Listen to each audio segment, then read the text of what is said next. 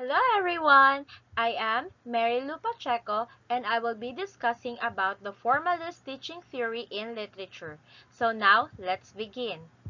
Before I will start, now let's have first this one. So literary criticism has at least three main purposes. So first is to help us resolve a question, a problem, or difficulty in reading. Number two, to help us decide which is better of two conflicting readings. And number three, to enable us to form judgments about literature. What is formalistic approach? So before I will discuss the meaning of formalistic approach, let's have this passage from a handbook of critical approach to literature. Form alone takes and holds and preserves. Substance save it from the welter of helpless verbiage that we swim in as in a sea of tasteless, tepid pudding. Formalism. Formalism is a school of literary criticism and literary theory having mainly to do with structural purposes of a particular text. It is the study of a text without taking into account of any outside influence. Formalism rejects or sometimes simply brackets or ignores the purpose of analysis, notions of culture of societal influence, the authorship, and content, and instead it focuses on the modes, the genres, the discourse, and the forms of the literary piece. What is a formalist criticism?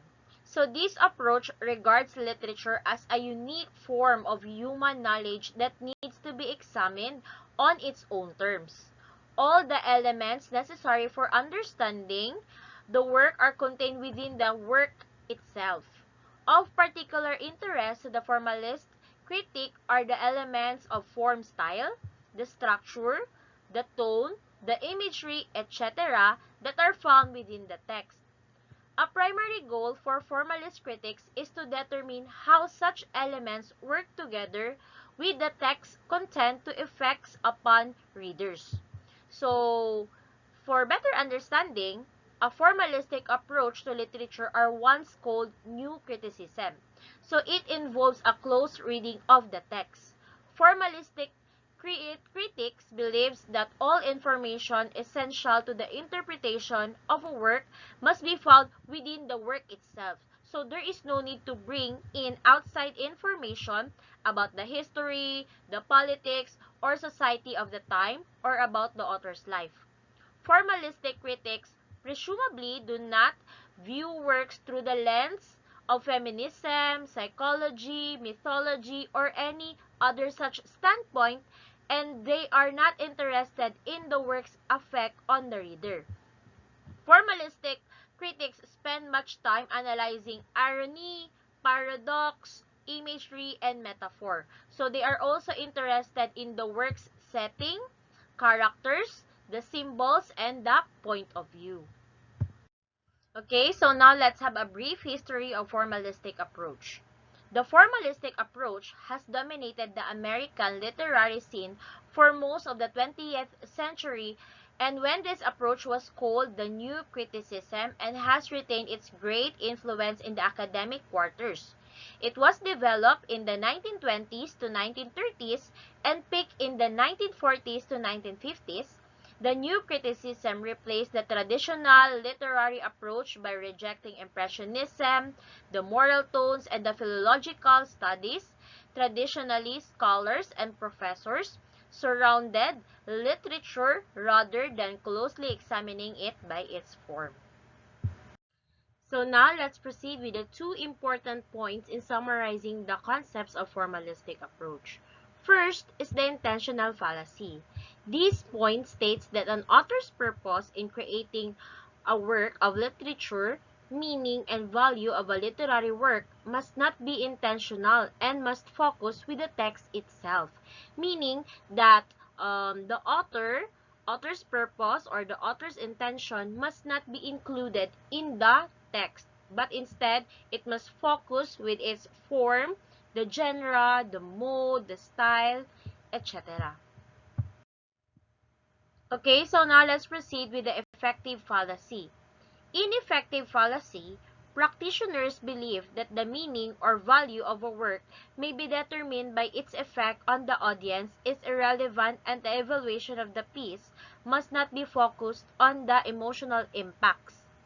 They must focus with the quality of the work and the style, the figurative language used, symbols to produce such effects to the audience. Okay, so now we have some of the famous formalistic critics. So it includes I.A. Richards, Robert Penn Warren, Clint Brooks, and Alan Tate. Okay, so now let's proceed with the advantages of this formalistic approach.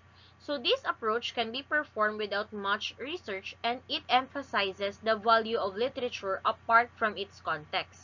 So in effect, it makes the literature timeless. So virtually, all critical approaches must begin here. Also, it gives a better understanding of the writer's techniques in writing. Example, we have literary devices used, the speech, the form, and the styles, etc. And now, it also emphasizes the value of the text instead of its context. Also, it can be done without much research as structure is the only focus. Okay, so now, what are the disadvantages of formalistic approach?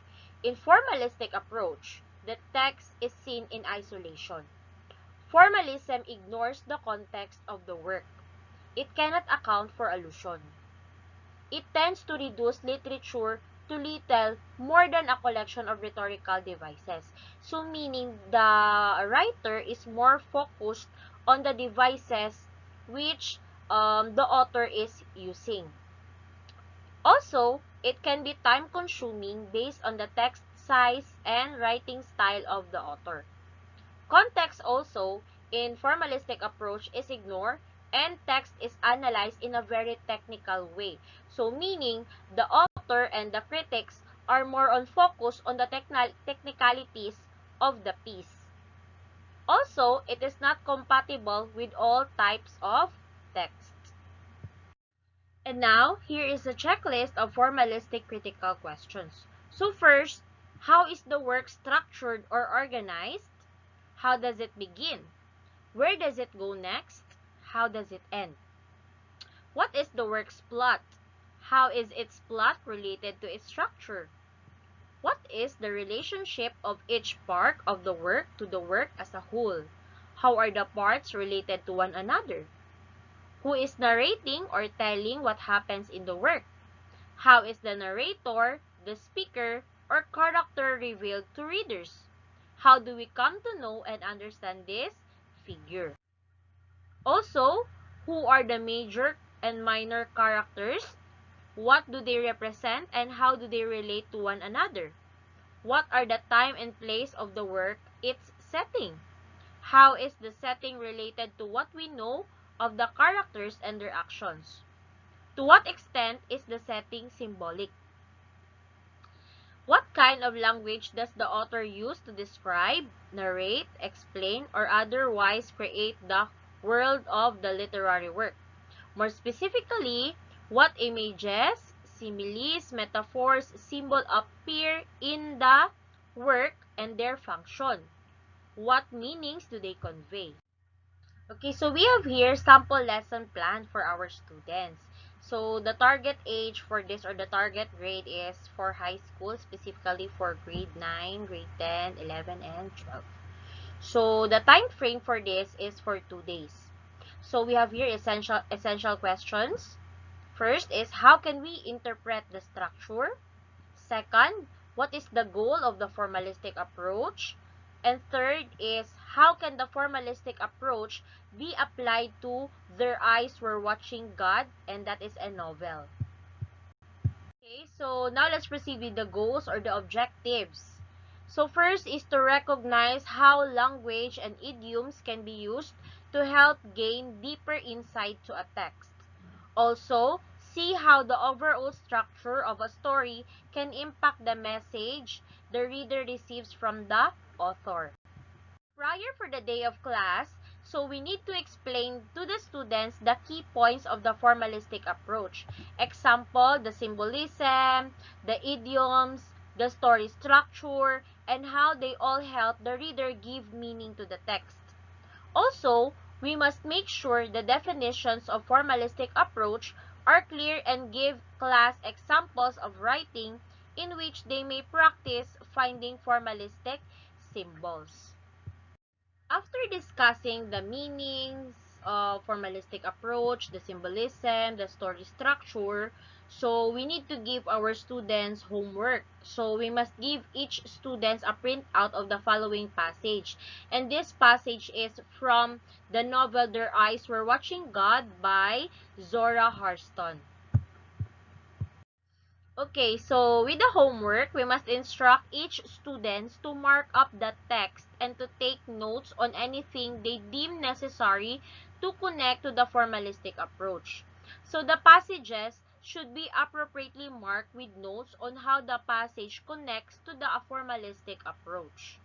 We must also remind them they must have enough supporting facts from their passages to be prepared for a class next day.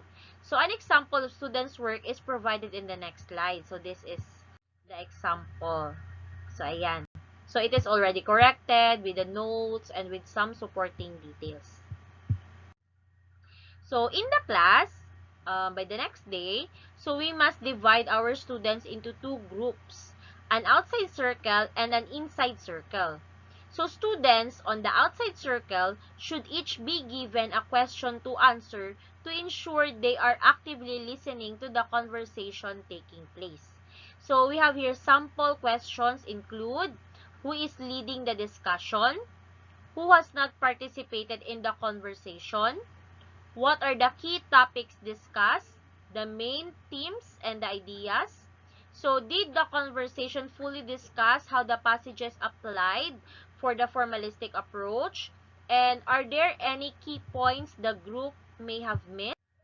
Okay, students on the inside circle should begin discussing the passage and explaining the relevance to this lens criticism. If they appear to be really struggling, let's guide them with these questions such as, what are the major symbols of the passage and what is their outside relevance? What is the message readers and women from the time period should take away from this? What are some of the strongest forms of symbolism found in this passage? And also, what is the significance of the metaphor about Janie's feet that Hurston uses? The metaphor about the horizon. Why is this sentence important? This house ain't so absent of things as it of things lack it used to be before. Tea cake come along. It's full thoughts specifically that bedroom. Okay, so after 10 to 15 minutes that you have given of the inside circle talking, so let's allot 5 minutes of time for the students on the outside circle to share what they heard. After hearing the outside circle, switch the two groups and allow 10 to 15 minutes for the next group to discuss their passages. Allow 10 minutes for a discussion about what the students have learned, and also they must also reflect on the symbols, the feet, and the horizon Hurston uses, as well as the speech and the actual structure and the placement of the passage, and the final part of the frame story, where not only is Janie speaking to Pebby, but also Hurston is speaking to the reader. You must also make sure to bring up any key factors the students may have missed during their discussions and emphasize any other ideas critical to better their understanding of the novel. So, we must read the passage over again with them, taking time to explain all symbolism as you read it. So, as a teacher, you must also put some inputs with your students and explain some more facts about the symbolism used in the novel. Okay, so for their homework, so you must ask each student to do a short creative writing assignment such as a freestyle poem. So we must instruct each student to select a topic they wish. They could, for example, write about love or getting independence, as is the case in their Eyes Were Watching God, but instead of directly talking about love. So tell them to use heavy symbolism and metaphors to describe what they are talking about and to give the reader vivid imagery. The point of this homework assignment is to instill in the students how symbolism can be used to gain deeper insight into a seemingly superficial text. Okay, so now let's proceed with the sample 2. So for sample 2, we have formalist lens. A formalist lens is a lens where the viewer constructs ideas based on their own interpretation of the author's work, ideas, and prior knowledge. This theory was constructed in the 1830s. A formalist lens is often looked as the one of the most basic literary lens in which students learn and begin to construct ideas through at a young age. A few examples of literary categories you look for when looking through a formalist lens includes the motifs, what are the motifs of the work, the themes, the symbols used, the irony, and different point of views, language, dialects, and much more. And for formalist lens background information, so in order to understand the formalist lens, you must understand what to look for in the literary passage. When using a formalist lens, the viewer must have an open mind and be able to analyze and look deeper into the text. Using a formalist lens allows the text to speak to the reader and lets the reader analyze and interpret what the author really is trying to portray to the reader. Okay, so now for the review questions, after reading the novel Their Eyes Were Watching God, so we can use this formalistic lens review to our students. First, what is a formalist lens in your own words? Second, what are the main themes of this novel? Third, what is one of Janie's main goals in her life? Fourth, what does the mule represent in this novel? And fifth, what do the pear blossoms and bees represent to Janie? And I think that is the end of my report. And for the reference, so this is my reference. Okay, so these are the list of my reference. And that's it. Thank you for watching. Bye-bye.